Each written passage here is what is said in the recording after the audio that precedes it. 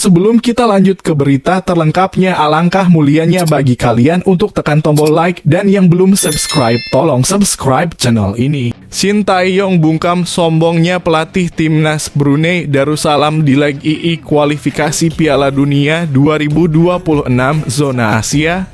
PELATIH Tim Nasional (Timnas Brunei Darussalam) Mario Rivera percaya diri dapat mengalahkan timnas Indonesia di leg II kualifikasi Piala Dunia 2026 zona Asia pada Selasa 17 Oktober 2023 mendatang.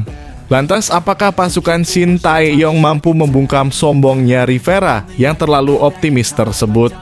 Menurut Rivera, ia akan berusaha mencari kelemahan dan kekuatan masing-masing saat kedua tim bentrok di leg pertama.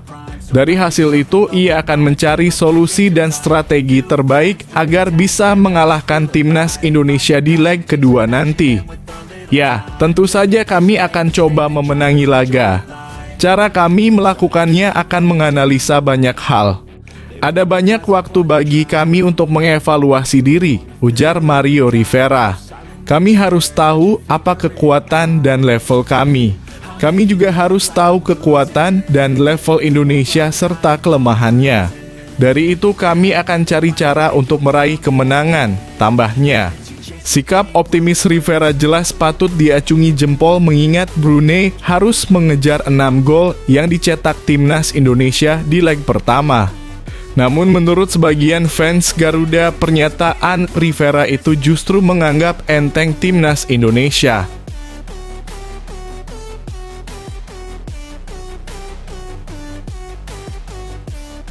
Media Vietnam auto ketar-ketir lihat timnas Indonesia bakal naturalisasi 5 pemain keturunan di Eropa. Media asal Vietnam Soha VN menyoroti kabar terkait PSSI yang berniat menambahkan 5 pemain keturunan yang kini berkompetisi di Eropa. Sebab jika hal tersebut benar terjadi, Soha VN menilai tim nasional timnas Vietnam wajib waspada mengingat bakal berjumpa timnas Indonesia di Piala Asia 2023 dan kualifikasi Piala Dunia 2026 zona Asia. Sejauh ini program naturalisasi PSSI yang berdasarkan permintaan Shin Tae-yong berjalan dengan baik. Sebab nama-nama yang dipilih pelatih Korea Selatan tersebut terbukti baik dan sudah banyak berkontribusi untuk timnas Indonesia. Kelima pemain yang dimaksud adalah Jay Etzes, kiper Emil Audero, gelandang Nathan Chu Aon, pemain tengah Tom Haye, dan gelandang Rian Flamingo. Kelima pemain keturunan tersebut gencar diisukan segera menjadi warga negara Indonesia (WNI) dan bergabung dengan skuad Garuda. Indonesia menaruh harapan besar agar timnas mereka bisa mengungguli lawan-lawannya, termasuk tim Vietnam, karena bakal menambah 5 bintang dari Eropa.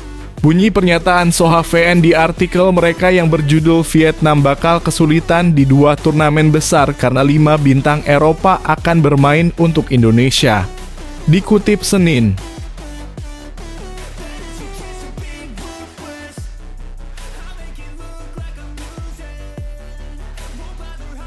Shin Tae-yong mainkan 3 penyerang sekaligus di laga timnas Indonesia versus Brunei Darussalam pada leg II kualifikasi Piala Dunia 2026.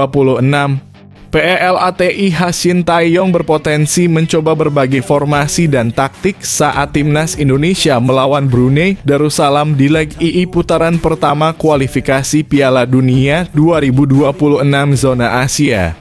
Bahkan pelatih asal Korea Selatan itu bisa saja langsung menurunkan 3 penyerang sekaligus saat bermain di markas Brunei pada Selasa 17 Oktober 2023 mendatang. Dengan modal kemenangan 6-0 atas Brunei di leg pertama, Shin Tae-yong seharusnya bisa sedikit tenang.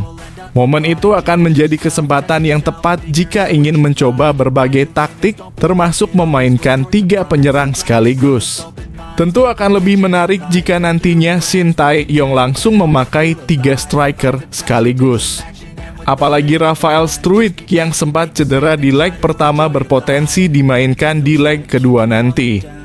Jika kondisi itu tercipta, Shin Tae-yong bisa memainkan Rafael Struijk bersama dua striker lagi di lini depan pada leg kedua nanti.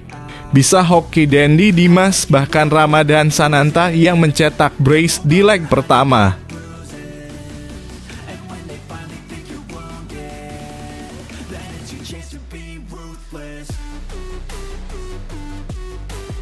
Momen aneh Egy Maulana Fikri gocek Dimas Derajat di laga Timnas Indonesia versus Brunei Darussalam jadi sorotan.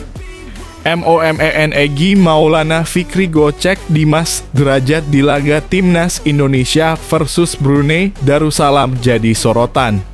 Pertandingan leg I babak pertama kualifikasi Piala Dunia 2026 zona Asia. Momen Egy Maulana Fikri gocek Dimas Derajat di laga Timnas Indonesia versus Brunei Darussalam itu pun jadi sorotan hingga viral di media sosial. Dalam video yang diunggah akun TikTok @simanissawomatang, Egy awalnya menerima umpan dari Saina Patinama di dalam kotak penalti Brunei. Kemudian di depan Egy ada Dimas Derajat yang sudah bersiap untuk melepaskan tendangan keras. Alih-alih memberikan bola ke Dimas Derajat, Egy justru melakukan gocekan terhadap kompatriotnya itu dan memberikan bola rekannya yang ada di belakang. Waktu dikasih umpan Saina terus dibawa ke belakang IG sama Egy sambil gocek Dimas, tulis keterangan akun TikTok @simanissawomatang.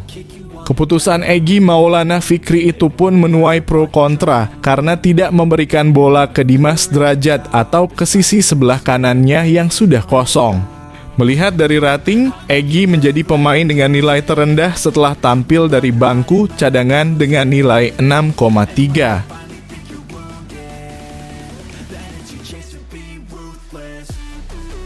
Shin Tae-yong resmi temukan penyerang ganas di Timnas Indonesia yang menghilang setelah era Boaz Solosa.